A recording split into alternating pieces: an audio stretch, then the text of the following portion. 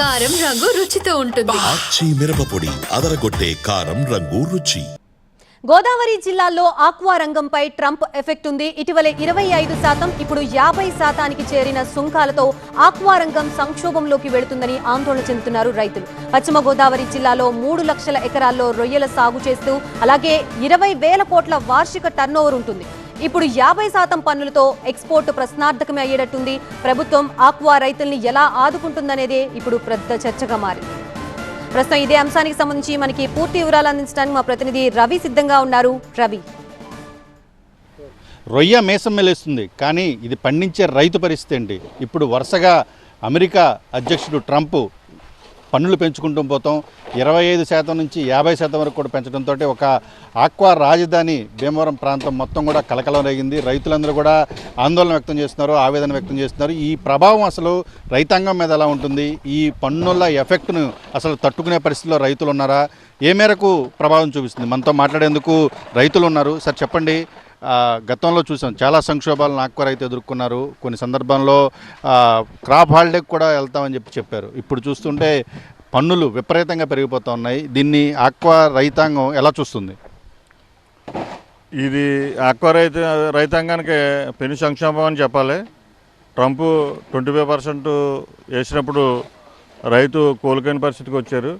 కానీ మళ్ళీ ఈరోజు నిన్న మళ్ళీ 50% చేశారని మళ్ళీ ఈరోజు 30 నుంచి 40 రూపాయలు తగ్గించారు.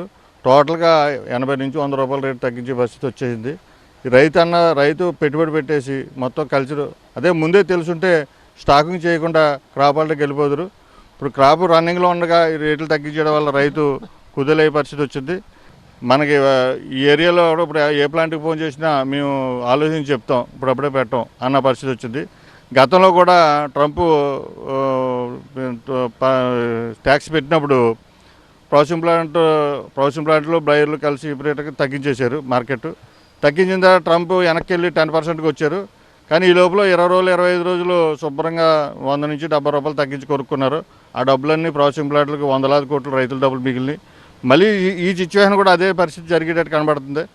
మీరేం చెప్తారు? ఈ ఆక్వాకి సంబంధించి రైతాంగానికి సంబంధించి ప్రాంతంలో పెద్ద ఎత్తున దాదాపు మన జిల్లాలోనే 20,000 కోట్ల రూపాయలు సగటున ఉత్పత్తి ఎగుమతులు జరుగుతున్నాయి కదా, ఏం చెప్తారు?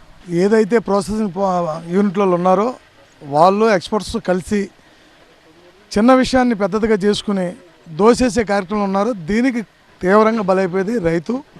దీని మేము కూడా తీవ్రంగా ఖండిస్తున్నాం. ఎందుకంటే ట్రంప్ ఎప్పుడో చెప్పాడు సార్.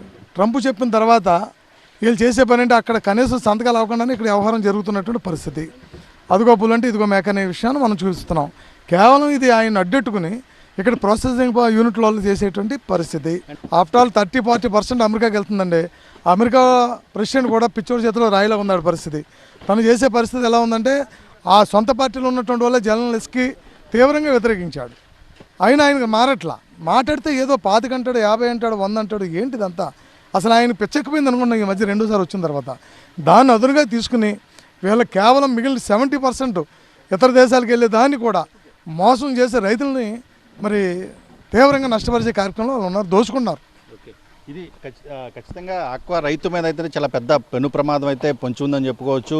గతంలో చూసాము, కేవలం 25% పెంచినప్పుడు దాదాపుగా అది మళ్ళీ 10%కి తగ్గింది. ఇప్పుడు వరుసగా కూడా 25%, 50% పెంచడంతో మార్కెట్లో ఏదైతే ఎక్స్పోర్టర్ల చేతిలో మొత్తం ఆక్వా రంగం మొత్తం కూడా వీరి చేతిలో ఉంటుందో వీరందరూ కూడా ఆక్వా రైతాంగం మొత్తంలో కూడా ఇప్పటికే అలజడి మొదలైంది. భారీగా కూడా కొనుగోళ్ళన్నీ కూడా పడిపోవడంతో పాటు రైతుపైన తీవ్ర ప్రభావం అయితే చూపిస్తున్న పరిస్థితి కనిపిస్తోంది.